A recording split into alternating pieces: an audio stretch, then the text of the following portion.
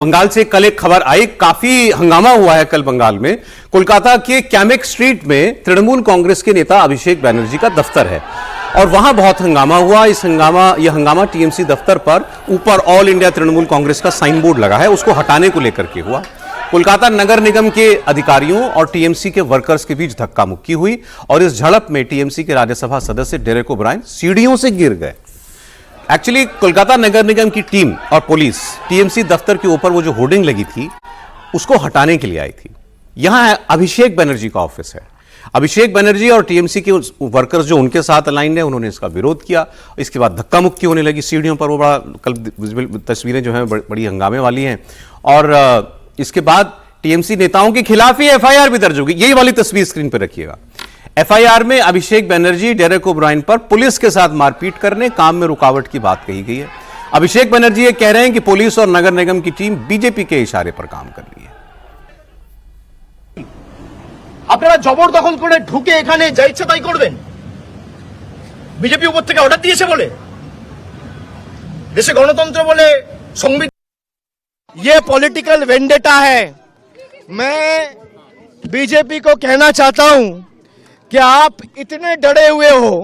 आप कह रहे हो भाई तृणमूल हार गया है, तो तृणमूल अगर हार ही गया है तो इतना डर कैसा कि तृणमूल को तोड़ने का जरूरत पड़े, ऑफिस से बिलबोर्ड उतारने का जरूरत पड़े, तृणमूल के पार्टी के लोगों को फॉल्स केस में इम्प्लीकेट करना पड़े।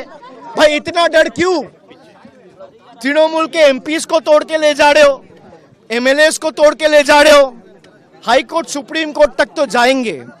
और लोकतंत्र में शायद बीजेपी के नेताओं को लगता है कि उनका समय चल रहा है। या इसलिए आप सोच रहे होंगे क्यों? क्योंकि अभिषेक बनर्जी का ऑफिस है, तो अभिषेक बनर्जी के दफ्तर पर ऑल इंडिया तृणमूल कांग्रेस क्यों लिखा है? इसलिए हटाने के लिए कहा गया था, क्योंकि वो जो ऋतुव्रत बनर्जी वाला फैक्शन है, बागी गुट जो है, वो अपने आप को टीएमसी कहते हैं। लेकिन एक बात तो है, इस तरीके से जैसे हर जगह कांग्रेस जो इनका दफ्तर था, हेडक्वार्टर जो था, वो हेडक्वार्टर इनके नेताओं से खाली करा करके बागी गुट को हैंडओवर कर दिया गया। अब अभिषेक बनर्जी के दफ्तर पर होर्डिंग भी नहीं लगेगी। अरे भाई, चुनाव आयोग ने फैसला कर लिया क्या? और ये टीएमसी कौन है? पुलिस और नगर प्रशासन का काम है क्या? काम नहीं है ये। दिस इज वेरी क्लियर कि ये सरकार के कहने पर किया जा रहा है सर। जैसे को तैसा कहना पड़ेगा सर।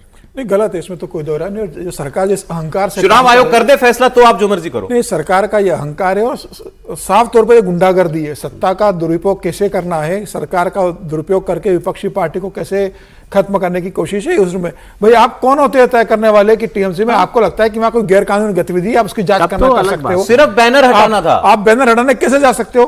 क्या चुनाव आयोग ने तय कर लिया कि टीएमसी अभिषेक बनर्जी और ममता बनर्जी की अब नहीं है ये पार्टी, ये ऋतुव्रत बनर्जी के पास चली गई है? क्या हाईकोर्ट से या सुप्रीम कोर्ट से यह आदेश आया है कि जब तक अब तय नहीं हुआ था कोई भी इसको इस्तेमाल, इस नाम का इस्तेमाल नहीं कर सकता, इसको हमने फ्रीज कर लिया, इस नाम का इस्तेमाल नहीं कर सकता?